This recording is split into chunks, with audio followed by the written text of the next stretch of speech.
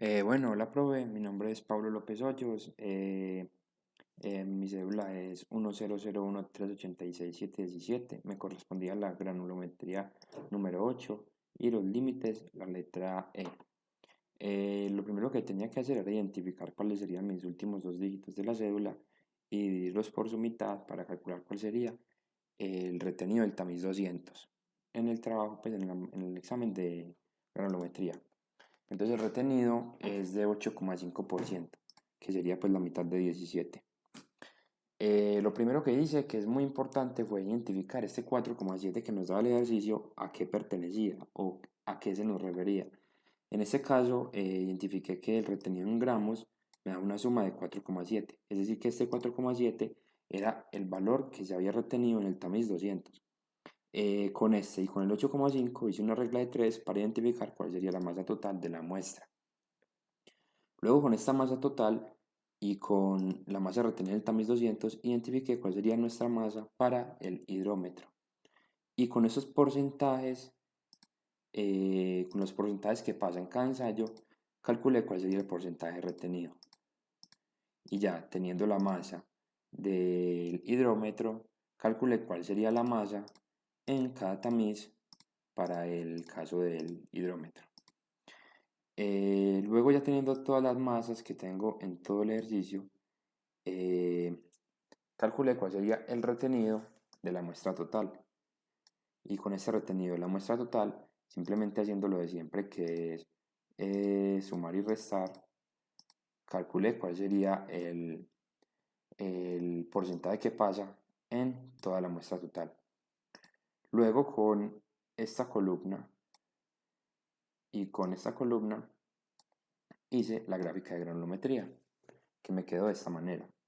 Quise, pues se pusieron pues las líneas verticales en los puntos críticos, que sería el tamiz 4, que estaríamos hablando de una abertura de 4,75 milímetros. También tenemos el tamiz 200, que estaríamos con una abertura de 0,075 milímetros. Y también tendríamos más que tamiz, la abertura con 0,02 milímetros, que en este caso sería la que nos ayuda a separar entre limos y arcillas. Eh, el porcentaje grueso lo calculé con el porcentaje pues, que se retenía en el tamiz número 200 y el porcentaje fino con el porcentaje que pasa del tamiz número 200. Podemos sacar la primera conclusión, que el suelo es un suelo fino, ya que el porcentaje que pasa del tamiz número 200 es mayor al 50%. Luego para calcular el porcentaje de grava, arena, limos y arcillas, primeramente para el de grava es muy sencillo, ya que el porcentaje que pasa en el tamiz 4 es del 100%, es decir, que no retiene nada, es decir, que no hay grava, porque la grava estaría encima del tamiz número 4. En este caso no habría grava. La arena se identificaría entre el retenido del tamiz número 200 y lo que pasa del tamiz número 4, que en este caso sería el 8,5%. El porcentaje de limos sería el que pasa del tamiz número 200, pero se retiene en la abertura de 0,02 milímetros, que estaríamos hablando del 73,65%. Y por último, hablaríamos de la arcilla, los que pasan en la abertura de 0,02 milímetros, que estaríamos hablando de un 17,85%. Luego de haber tenido de identificar que es un suelo fino, pasamos al análisis de los límites.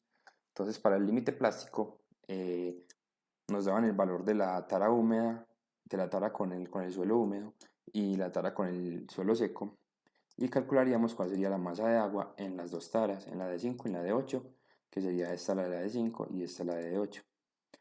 Y luego calcularíamos cuál sería la masa seca, simplemente restándole a la masa seca más tara la tara, que sería este valor para la tara de 5, este valor para la tara de 8.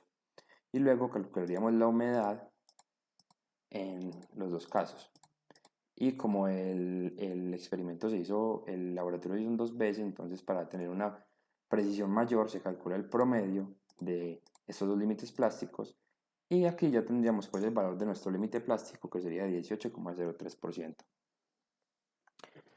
El límite líquido no se puede calcular tan deportivamente, puesto que este tiene otro factor que nos ayuda a detectarlo, el elemento del laboratorio Casa Grande, que sería el número de golpes. Entonces aquí, básicamente para la masa de agua se hizo el mismo procedimiento, al igual que para la masa seca, y para la humedad también se hizo el mismo procedimiento. En este caso se hizo en 3 veces el laboratorio y se calculó una línea, una curva de estas 6 celdas. Entonces en este lado, en el eje Y, tenemos los valores de la humedad, los que nos darían pues el valor del límite líquido, y en el eje X tendríamos los números de golpes. Como para poder identificar cuál sería el límite líquido, se debe hacer respecto a una posición de golpes de número de 25 golpes. Entonces en la curva hice una línea de tendencia y le saqué a esta línea de tendencia su ecuación, y simplemente en la ecuación, en el valor de X, sustituí el valor de 25 golpes y esto me dio un valor de 23,74%. Luego procedí con calcular el IP teórico, que el IP teórico se calcula mediante la fórmula de 0,73 por el límite líquido menos el 20%. Que el límite líquido estamos hablando de porcentaje también. Y luego calculé el IP real, que simplemente sería haciendo una resta entre el límite líquido y el límite plástico, que serían como las fases por las que pasa el suelo mediante diferentes humedades hasta llegar pues a un suelo completamente líquido. Bueno, luego hice la gráfica con los puntos IP teórico e IP real, y hice la línea, que esta línea se llama línea A, y básicamente lo que esté a la derecha del 50% del límite líquido sería high, y lo que esté a la izquierda sería low, que entonces aquí lo que nos partiría sería el 50%. En este caso, nuestro IP real nos dio por encima del IP teórico. Y no solo esto, nuestro IP real nos dio entre un valor del 4 y el 7%. Es decir, que solo tenemos un caso para la nomenclatura de este suelo, que sería una arcilla limosa de baja compresibilidad. Este sería pues el diagrama de Casa Grande, y ya esto sería todo lo que hemos calculado.